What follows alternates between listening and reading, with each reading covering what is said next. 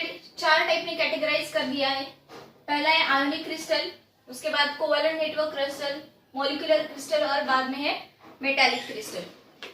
तो पहले हम देखते हैं आयोनिक क्रिस्टल क्या होता है। आयोनिक क्रिस्टल ये फॉर्म होता है आयन से। यहाँ पे मैंने लिखा कंस्टिट्यूएंट पार्टिकल इज आयंस। तो ये आयन दो टाइप के रहते हैं, एक रहता है पॉजिटिव, दूसरा रहता है निगेटिव। पॉजिटिव को हम कहते हैं कैटायन, निगेटिव को हम कहते हैं एनायन। इन दोनों का साइज जो होगा वो डिफर रहेगा। इसका साइज है लार्ज। ये हुआ हमारा इसमें फर्स्ट पॉइंट। अभी सेकंड पॉइंट जो है वो है electrostatic force. Electrostatic force of attraction.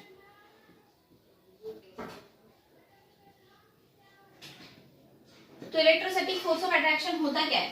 तभी देखो, हमें पहले से ही पता है पॉजिटिव चार्ज और निगेटिव चार्ज में अट्रैक्शन रहता है। ये चार्ज आयन में क्या रहता है? अट्रैक्शन। ये अट्रैक्टिव फोर्स को हम कहते हैं electrostatic force of attraction. Third point जो है वो है ये आयोनिक क्रिस्टल जो रहते हैं वो हार्ड रहते हैं। Ionic crystals are hard and brittle, क्योंकि इनका बॉन्डिंग जो रहता है वो बहुत स्ट्रांग रहता है पॉजिटिव और निगेटिव चार्ज की वजह से। फोर्थ पॉइंट आता है इनका मेल्टिंग पॉइंट। इनका मेल्टिंग पॉइंट हाई रहता है, हाई मेल्टिंग पॉइंट। और लास्ट जो प्रॉपर्टी आती है वो है नॉन कंडक्टर।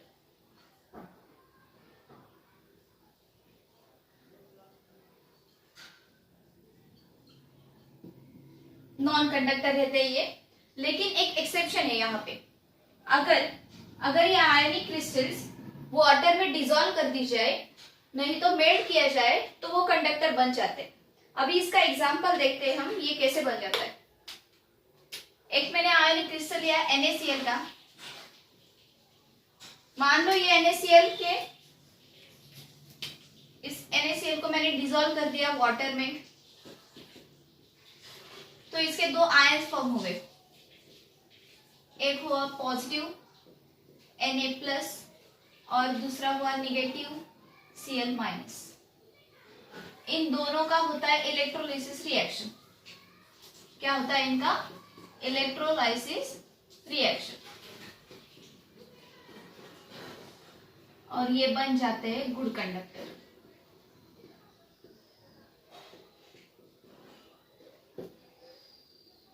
फिर से एक बार रिवाइज कर देते हैं हम। देखो, a constituent particle of ionic crystals are charged ion. The cations and anions may differ in size. Second point है इसका, each ion of a given sign of a charge is bonded to ions of opposite charge around it by a Coulomb force. In other words, the particle of ionic crystals are held by electrostatic force of attraction between oppositely charged ion. Third point है ionic crystals are hard and brittle. They have high melting points. और fourth point जो है, these are non-conductor of electricity in solid state.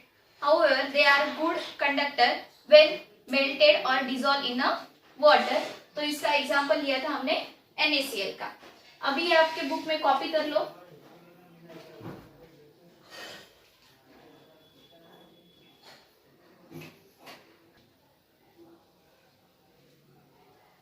Ionic crystal का हो गया होगा copy. अभी second type है कोवेलेंट नेटवर्क क्रिस्टल। तो कोवेलेंट नेटवर्क क्रिस्टल के कंस्टिट्यूएंट पार्टिकल जो रहता है वो है atom. Constituent particle is atom. ये हुआ फर्स्ट पॉइंट।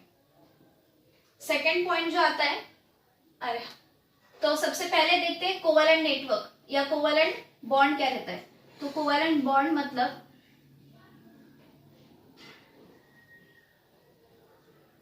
ये फॉर्म हो जाता है शेयरिंग ऑफ इलेक्ट्रॉन से,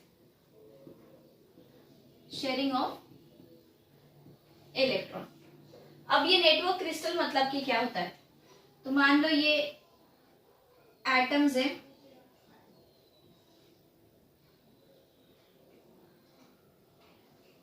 हर एक एटम क्या करेगा, अपने इलेक्ट्रॉन्स हर एक दूसरे के साथ शेयर करेगा और ऐसा ही एक नेटवर्क बढ़ता जाएगा, ये नेटवर्क ऐसे ही फॉर्म होता जाएगा।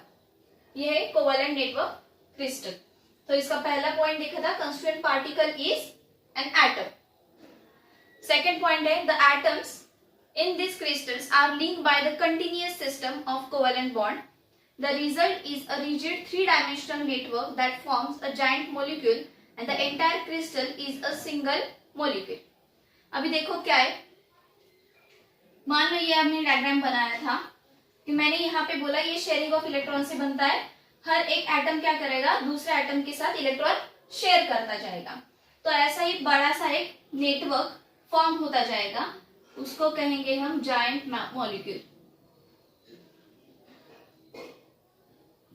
ये जायंट मॉलिक्यूल ही क्या होगा, एक सिंगल मॉलिक्यूल होगा।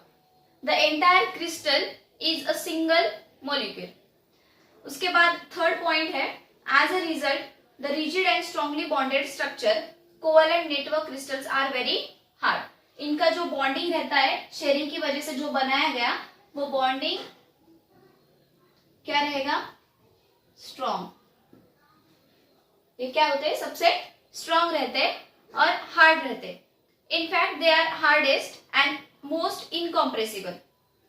हार्ड रहेंगे, हमें पता है सॉलिड का प्रॉपर्टी है वो इनकॉम्प्रेसिबल है सॉलिड, तो ये भी क्रिस्टल मतलब कि कोवेलेंट नेटवर्क क्रिस्टल जो है वो भी क्या होगा, incompressible.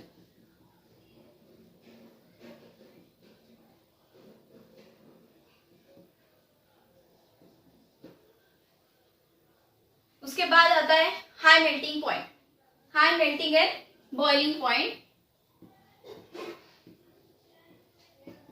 High melting point and boiling point, ऐसा क्यों, इनका जो बॉन्डिंग रहता है शेयरिंग की वजह से बनाया गया, वो पूरा क्या रहता है, स्ट्रॉन्ग रहेगा। तो वो स्ट्रॉन्ग बॉन्ड ब्रेक करने के लिए हमें ज्यादा से ज्यादा टेम्परेचर देना पड़ता है, तो इसीलिए इनका मेल्टिंग पॉइंट और बॉइलिंग पॉइंट जो है वो हाई रहता है। फिफ्थ पॉइंट है, ये है पुअर कंडक्टर, मतलब कि ये इलेक्ट्रिसिटी कंडक्ट नहीं करते।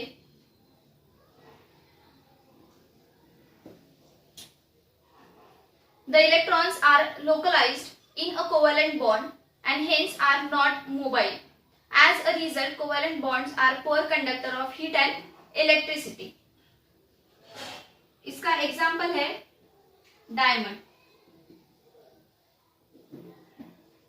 अब ये पुअर कंडक्टर क्यों रहते हैं, देखो इनका एटम जो रहते हैं, ये इलेक्ट्रॉन्स, इनके बीच में एक भी फ्री इलेक्ट्रॉन और मूवेबल इलेक्ट्रॉन नहीं रहता। फ्री इलेक्ट्रॉन और मूवेबल इलेक्ट्रॉन नहीं रहता, तो इसकी वजह से ये कंडक्ट मतलब कि हीट और इलेक्ट्रिसिटी कंडक्ट नहीं कर सकते और इसलिए वो है पुअर कंडक्टर। अब ये पूरा कॉपी कर लो इसके प्रॉपर्टीज।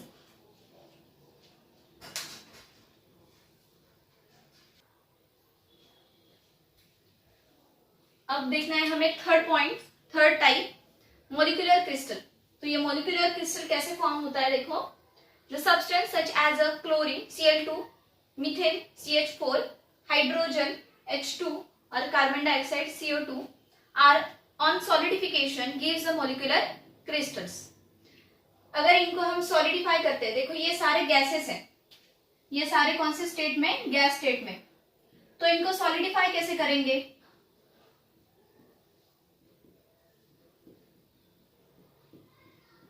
तो इनका सॉलिडिफिकेशन कैसे करेंगे, तो ये हमें पता है, इनका टेम्परेचर डिक्रीज करना पड़ेगा, टेम्परेचर हमें डिक्रीज करना पड़ेगा। तो उसके बाद ये क्या होगा, गैस फॉर्म में होगा। अगर गैस का टेम्परेचर हम रिड्यूस कर देते हैं तो पहले फॉर्म होता है लिक्विड, और लिक्विड का टेम्परेचर रिड्यूस करने के बाद फॉर्म होता है सॉलिड। ठीक है, नहीं तो फ्रीज भी बोल सकते हैं हम। फ्रीज करने के बाद, गैस फ्रीज करने के बाद लिक्विड फॉर्म होता है, लिक्विड फ्रीज करने के बाद सॉलिड फॉर्म होता है। ऐसे ही सॉलिडिफिकेशन की प्रोसेस से मॉलिक्यूलर क्रिस्टल फॉर्म हो जाते हैं। तो पहला पॉइंट है इसमें अंदर, तो इसका कंस्टिट्यूएंट पार्टिकल देखना है।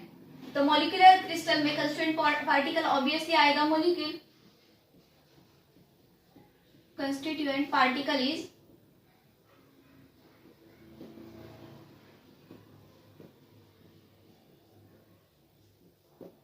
मॉलिक्यूल। तो मॉलिक्यूल मैंने पहली बार ही बोला था, मॉलिक्यूल कैसे फॉर्म होता है, टू और मोर एटम्स मिला के, दो से ज्यादा एटम मिला के क्या फॉर्म होता है, मॉलिक्यूल। अभी इसका सेकेंड पॉइंट जो है वो है bond within the molecules are covalent and the molecules are held together by the various intermolecular forces of attraction. इनके बीच भी कौन सा बॉन्ड रहता है, बॉन्ड इज कोवैलेंट बॉन्ड रहता है इनके बीच भी। लेकिन ये जो बॉन्डिंग फॉर्म होता है वो बहुत सारे फोर्सेस से बनता है। देखो पहले मैंने कोवैलेंट बॉन्ड नेटवर्क में बताया था, सिर्फ वहां पे कोवैलेंट बॉन्ड बताया था, शेयरिंग ऑफ इलेक्ट्रॉन बताया था सिर्फ। और आयोनिक में मैंने बोला था इलेक्ट्रोस्टैटिक फोर्स ऑफ अट्रैक्शन रहता है। इनके बीच 3 टाइप के फोर्स ऑफ अट्रैक्शन रहते हैं। तो पहला है हमारा डायपोल इंटरैक्शन।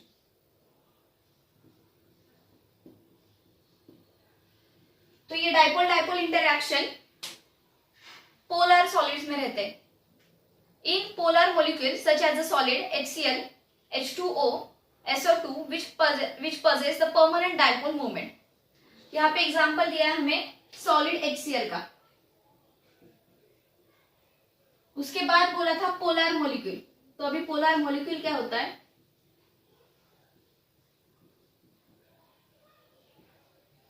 तो HCl के आयन फॉर्म होते हैं, देखो H+, मॉलिक्यूल फॉर्म होते हैं H+, और दूसरा फॉर्म होता है मॉलिक्यूल Cl-। ठीक है, ये H+ और Cl- पॉजिटिव निगेटिव आया, मतलब कि ये हुए पोल्स। तो इसीलिए कहते हैं डायपोल इंटरैक्शन। इनके बीच, पॉजिटिव और निगेटिव के बीच कुछ अट्रैक्टिव फोर्स आएगा, इसको कहते हैं हम डायपोल इंटरैक्शन। और ये डायपोल इंटरैक्शन जो रहता है वो परमानेंट रहता है। क्या रहता है ये, परमानेंट। उसके बाद सेकेंड जो फोर्स आता है, थर्ड पॉइंट में ये है डायपोल इंटरैक्शन। उसके बाद का जो आता है वो है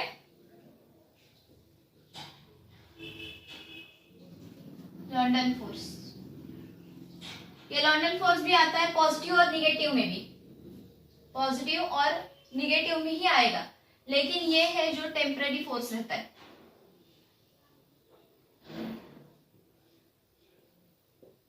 सिर्फ डायपोल इंटरैक्शन में ही आएगा, पॉजिटिव निगेटिव चार्ज ही अट्रैक्ट करेगा, लेकिन वो कैसे रहेगा, टेम्पररी। मतलब कि इंड्यूस करंट कैसे रहता है, उसका खुद का करंट नहीं रहता है, वो दूसरे का चार्ज, मतलब कि टेम्पररी चार्ज लेता है, और इसीलिए वो टेम्पररी फोर्स कहलाता है। अभी देखो ये पूरा जो आता है नॉन पोलर सॉलिड्स में आता है। नॉन पोलर सॉलिड्स मतलब कि क्या,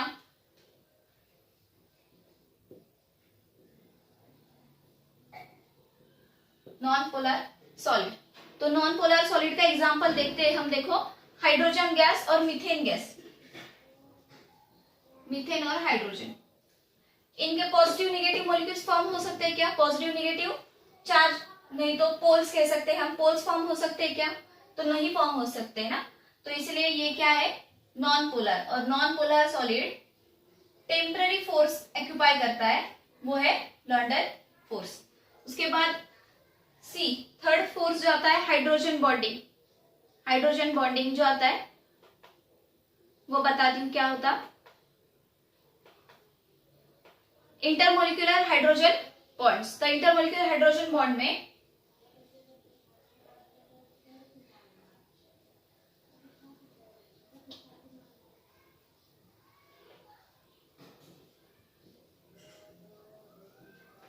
एग्जाम्पल लेके बताती हूँ। एग्जाम्पल लिया मैंने H2O का, वाटर का। तो वाटर का हमें मॉलिक्यूलर स्ट्रक्चर पता है कैसे फॉर्म होता है, H2O रहता है ना, वो ये ऐसे फॉर्म होता है HOH, ये हुआ वाटर का एक मॉलिक्यूल। फिर ये फॉर्म होता है ऐसे HOH।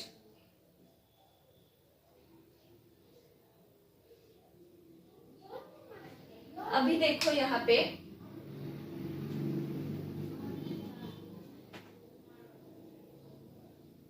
इंटरमोलिकुलर हाइड्रोजन बॉन्ड्स, ये हाइड्रोजन बॉन्ड कर देते हैं एक दूसरे के साथ।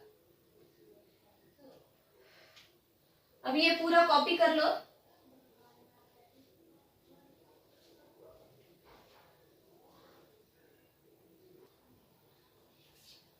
उसके बाद ये फोर्थ पॉइंट जो आता है वो है लो मेल्टिंग पॉइंट, और उसके बाद फिफ्थ जो आता है पुअर कंडक्टर भी कह सकते हैं, नहीं तो गुड इंसुलेटर भी कह सकते हैं इनको।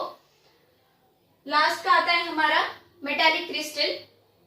ये पूरा कॉपी होने के बाद मैं आगे का पढ़ाती हूँ।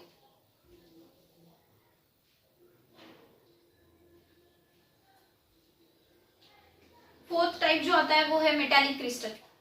तो मेटालिक क्रिस्टल फॉर्म कैसे होता है, this are the crystalline solids form by atoms of the same metallic elements held together by the metallic bond. मतलब कि इनका भी कंस्टिट्यूएंट पार्टिकल जो आएगा वो एटम ही आएगा, लेकिन इनके बीच सेम मेटालिक एलिमेंट होना चाहिए, और वो जो पूरे एटम्स है वो कंबाइन हो जाते हैं, वो एक दूसरे के साथ बॉन्ड फॉर्म करते हैं, उसको कहते हैं उसको कहते हैं हम मेटालिक बॉन्ड। अभी मेटालिक बॉन्ड क्या रहता है, सॉलिड स्टेट जो मतलब कि सॉलिड मेटल जो रहता है तो उसके वैलेंस इलेक्ट्रॉन हर टाइम डीलोकलाइज्ड होते हैं। डीलोकलाइज मतलब कि क्या, वो मूव करते रहते हैं। देखो हमने प्रॉपर्टी देखा था कि metals are a good conductor of heat and electricity. वो गुड कंडक्टर क्यों रहता है, पहले भी मैंने बताया था, अगर उसके बीच मूवेबल इलेक्ट्रॉन्स रहेंगे तो वो बन जाता है गुड कंडक्टर। तो यहाँ पे भी वैसे ही रहता है, मेटल्स के अंदर मेटल्स आर गुड कंडक्टर, तो मेटल्स के अंदर भी क्या रहेगा, मूवेबल इलेक्ट्रॉन्स रहेंगे। तो उसका फर्स्ट प्रॉपर्टी जो आता है वो है कंस्टिट्यूएंट पार्टिकल।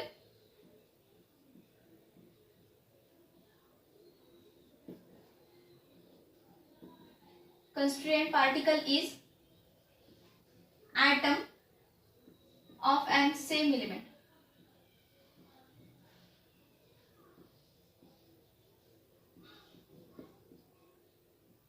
बॉन्ड कौन सा बनाता है वो मेटालिक बॉन्डिंग।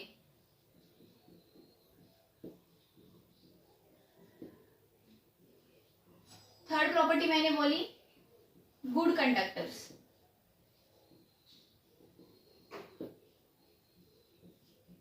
उसके बाद मेटल की और कौन से प्रॉपर्टीज रहते हैं, तो वो मेलेबल रहते हैं, उसके बाद वो डक्टाइल रहते हैं। तो यहाँ पे भी वही आएगा, वो क्या है, मेलिएबल। फोर्थ प्रॉपर्टी आएगी डक्टाइल। तो मेलेबल मतलब कि क्या, थीन शीट फॉर्म कर सकते हैं,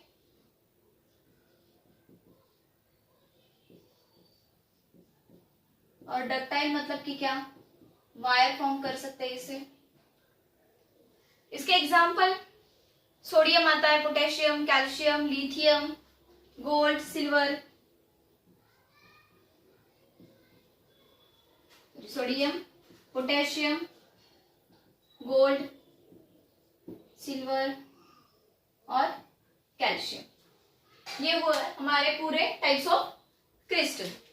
टाइप्स ऑफ क्रिस्टल के बाद हमें पढ़ना है क्रिस्टल स्ट्रक्चर। तो क्रिस्टल स्ट्रक्चर क्या रहता है पहले,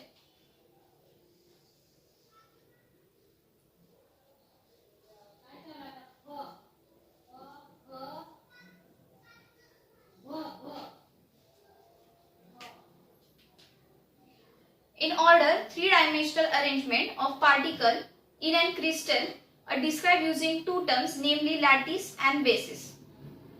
तो थ्री डायमेंशनल पार्टिकल का जो अरेंजमेंट है क्रिस्टल में वो हमने दो टर्म्स में डिफाइन किया है, पहला है लैटिस, दूसरा है बेसिस। तो पहले लैटिस, बेसिस और क्रिस्टल तीनों भी देखने। Lattice is a geometrical arrangement of a point in 3 dimensional periodic array. Lattice क्या रहता है? Lattice is a geometric arrangement.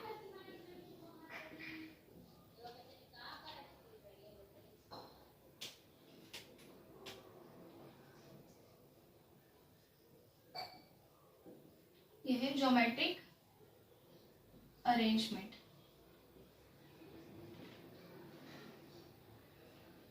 A crystal structure is obtained by attaching a constituent particle to each of the lattice point. Such a constituent particle that are attached to the lattice point form the basis of the crystal lattice. अब क्या होता है, इनके बीच कुछ constituent particle रहेंगे। अब ये देखो क्रिस्टल स्ट्रक्चर बन जाता है, तो इनके अंदर कंस्टिट्यूएंट पार्टिकल मतलब कि क्या? आयंस रहेंगे, मॉलिक्यूल्स रहेंगे, नहीं तो एटम्स रहेंगे। ये सारे कंस्टिट्यूएंट पार्टिकल्स अटैच हो जाएंगे टू द क्रिस्टल पॉइंट। एक किसी क्रिस्टल पॉइंट पे अटैच होंगे और उसको कहते हैं हम basis.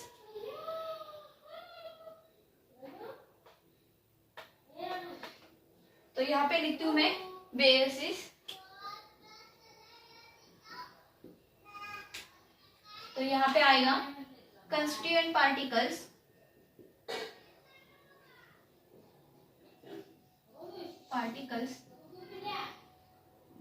attached at a lattice point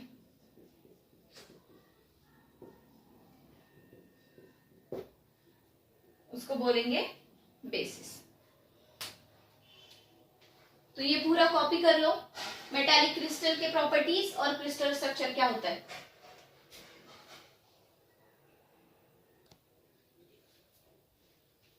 उसके बाद हमें देखना है यूनिट सेल क्या होता है।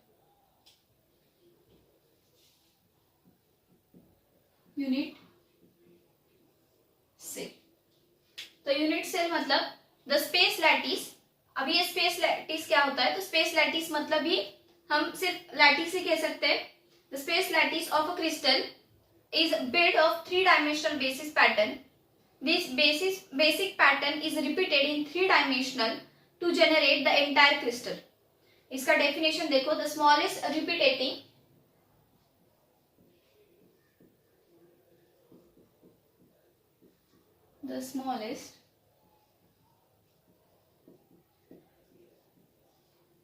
repeating structural unit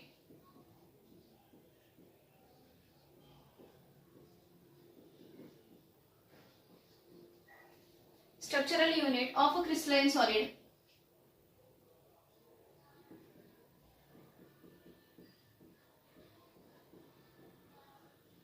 is called unit cell.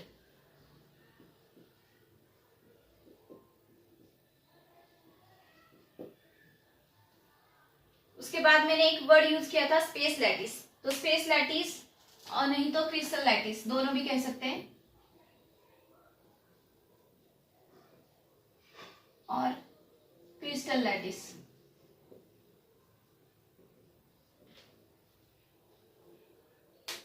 When the unit cell are stacked together to generate the crystal, each unit cell share its faces, edges and corner. अब ये देखो, मान लो ये यूनिट सेल है, ये यूनिट सेल ऐसे combine होता जाता है।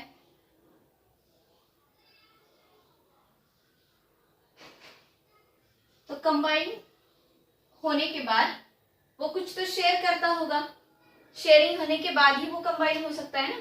तो शेयर क्या करता है वो? फेसेस, एजेस नहीं तो कॉर्नर्स।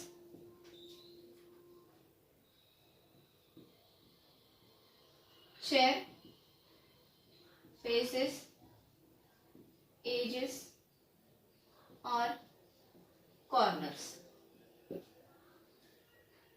और ऐसे बहुत सारे यूनिट सेल कंबाइन होके क्या फॉर्म होता है? एक लैटिस फॉर्म होता है। ये सिंगल वाला है unit cell.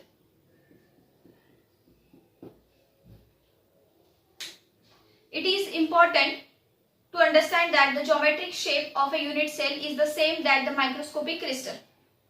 For example, if the crystal has a cubic shape, the unit cell will also have a constituent particle arranged to form a tiny cube. मतलब कि अगर यूनिट सेल का structure cube में होगा तो उसका क्रिस्टल लैटिस जो form होगा वो भी क्यूब में ही आएगा। The dimensions of the unit cell along the three axes are denoted by the symbol A, B, C. तो अभी देखो हम 3 डायमेंशनल स्ट्रक्चर निकालते।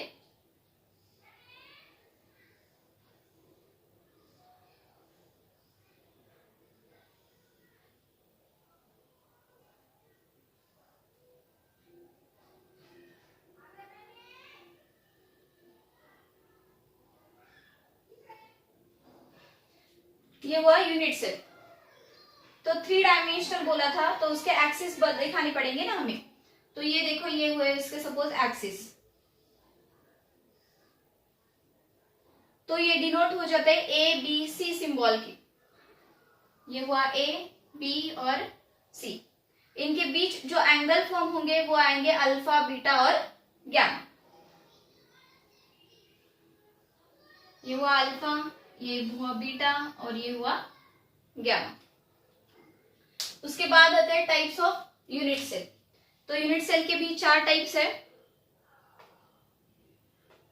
फर्स्ट टाइप है प्रिमिटिव और simple unit cell, second body centre unit cell, third है face centre और last one है बेस सेंटर यूनिट सेल। तो ये टाइप्स ऑफ यूनिट सेल देखने के पहले ये पूरा डायग्राम, डेफिनेशन और यूनिट सेल की डायग्राम निकालो।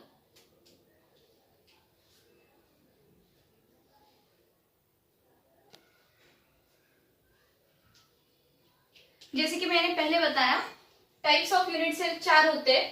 पहला होता है सिंपल यूनिट सेल, नहीं तो primitive unit cell, body centre unit cell, face center unit cell और बेस सेंटर यूनिट सेल। तो सिंपल सेल क्या होता है? सिंपल यूनिट सेल मतलब कि क्या? In primitive unit cell the constituent particles are present at its corner. मतलब कि उसके कंस्टिट्यूएंट पार्टिकल जो आएंगे तो वो कॉर्नर पे होंगे। तो अभी देखो डायग्राम निकालती हूं मैं।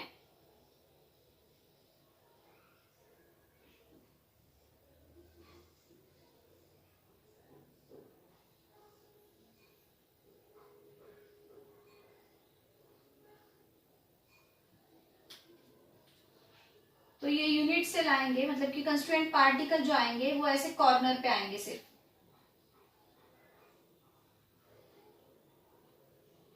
ये उसके कॉर्नर पे होंगे। इनको नाम देती हूं मैं कंस्टिट्यूएंट पार्टिकल।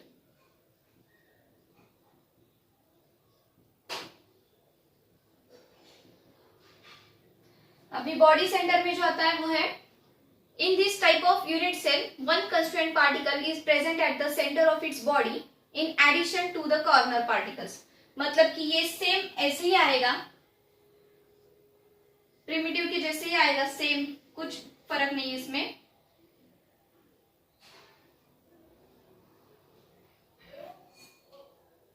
ये 8 कंस्टिट्यूएंट पार्टिकल्स इसके कॉर्नर्स पे आएंगे और एक जो रहता है वो बॉडी सेंटर मतलब कि एग्जैक्टली बीच में आएगा एक एक्स्ट्रा एडिशनल पार्टिकल। उसके बाद आता है फेस सेंटर। तो फेस सेंटर में भी ऐसे ही रहेगा सेम। मान लो देखो ये सिंपल क्यूब है,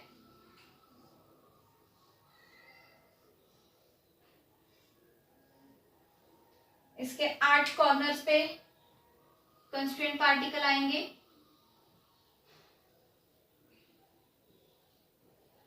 और हर एक फेस में एक एडिशनल आएगा। देखो ये वाला एक फेस है, ये वाला एक है, ये आगे का है, ये नीचे का, एक यहाँ पे और यहाँ पे। ऐसे हर एक फेस में पार्टिकल्स आएंगे। उसके बाद 4th पॉइंट जो रहता है वो बेस सेंटर। बेस सेंटर मतलब कि क्या? This unit cell constituent of a particle at the centre of any two of its opposite forces in addition to the corner particles. मतलब कि क्या? इस यूनिट सेल में पार्टिकल्स एट द सेंटर भी आएंगे of any two of its opposite faces. मतलब कि उसके 2 जो ऑपोजिट फेसेस होंगे इनके बीच, उनके सेंटर के बीच कहीं पे भी आएगा वो। आज का लेक्चर यहीं पे स्टॉप करते हैं। क्रिस्टल सिस्टम के आगे कल से स्टार्ट करेंगे।